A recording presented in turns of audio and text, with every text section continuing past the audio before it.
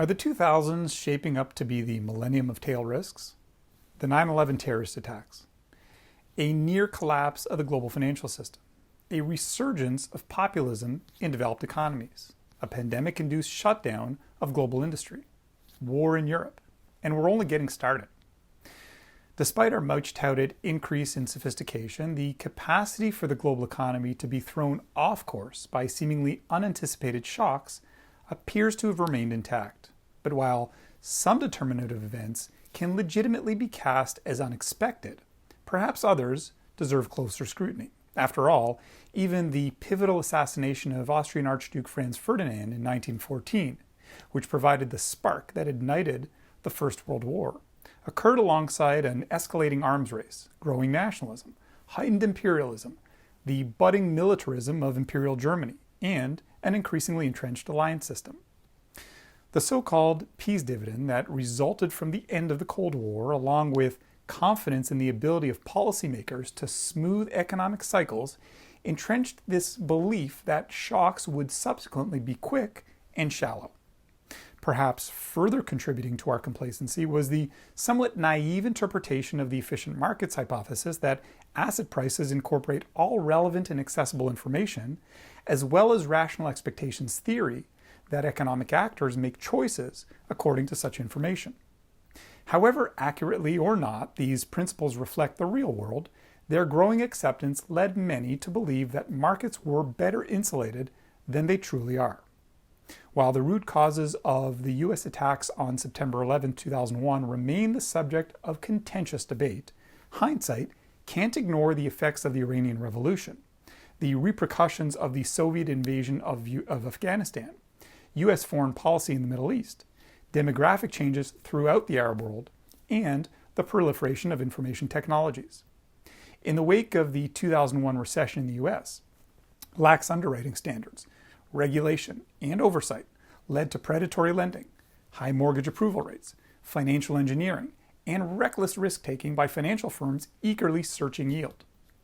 Add to that the abundance of credit and U.S. government policies encouraging home ownership, and the groundwork was laid for the 2008 global financial crisis.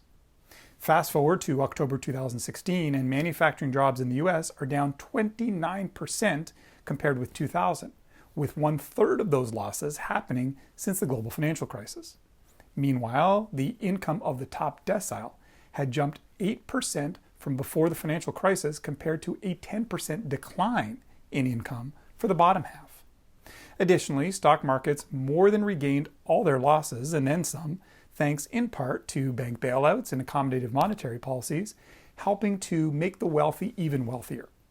At the same time, the prices of key commodities, including agricultural, but especially energy, were responding to global structural changes and forcing a rethink of industries which had traditionally been large employers in the U.S. Add to that demographic changes, a legacy of racial frictions that had never been fully reconciled, and a pandemic that only further exacerbated tensions and inequalities, and you begin to uncover the foundation behind an explosion in populist policy support in the U.S. Perpetually weak growth and fragmented immigration policies in Europe help explain the crashing of the populist wave across the Atlantic. While microbiologists had long flagged risks posed by the transmission of animal pathogens to humans, the precise route of such infections was, by nature, unpredictable. Somewhat more visible to the naked eye was the steady erosion of international cooperation in an increasingly non-polar world, which made any coordinated response to a global pandemic difficult, if not impossible.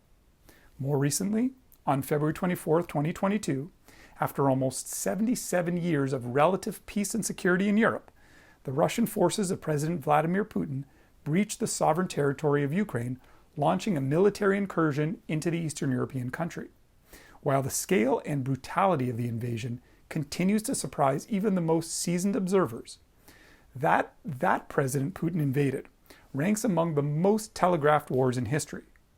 Putin, who served in the Soviet-era KGB, openly lamented the collapse of the Soviet Union as a major humanitarian tragedy, never making secret his ambitions over what he considers the ancient Russian lands. The bottom line? Tail events will happen, But for the most part, the triggers of instability are in plain sight. We just need to pay more attention to our peripheral vision.